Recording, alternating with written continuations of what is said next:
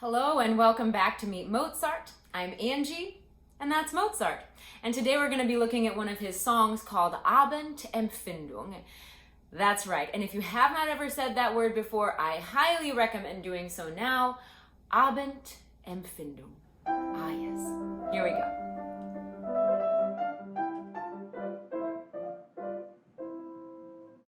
All right, so today we're going to go ahead and dig into some Mozart.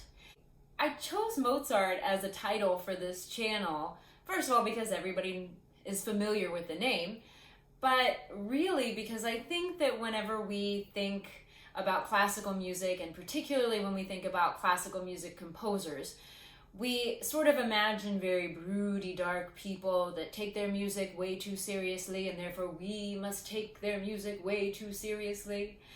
And while that's certainly true of some people, some composers, it was not true of Mozart. Of course, he worked hard, he took his music seriously, but from all accounts of the people who knew him, he had such a lust for life, such joy.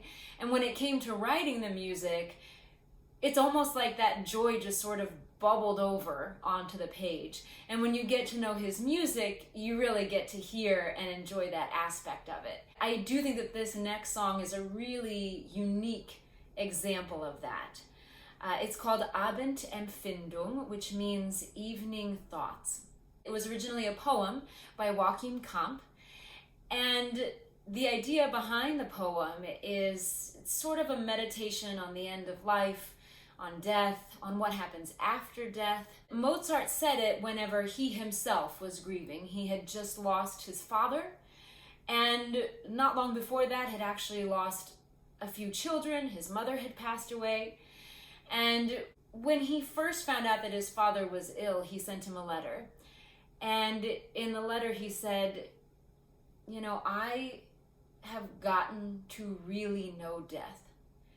And in doing so, not only am I no longer terrified by it, but I actually feel a sense of calm and consoling and solace whenever I think of death.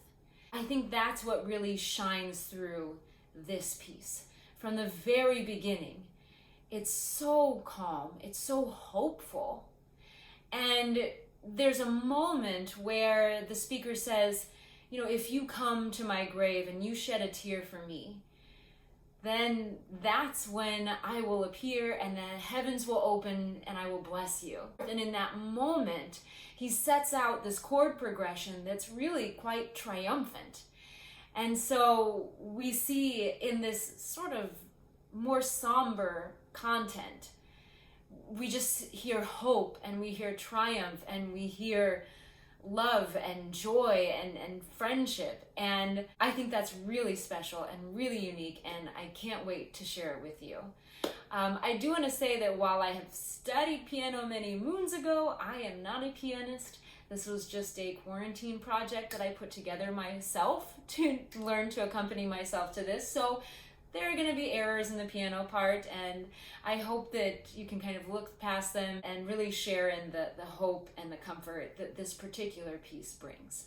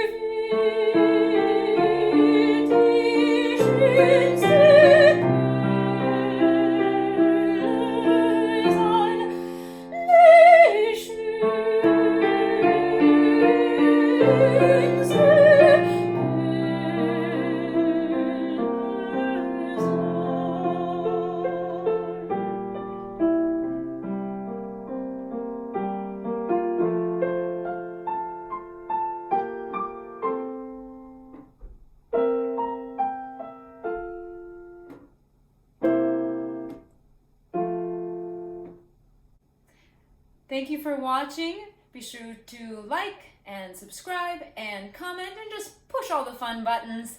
Thanks for joining us, and we'll see you next time.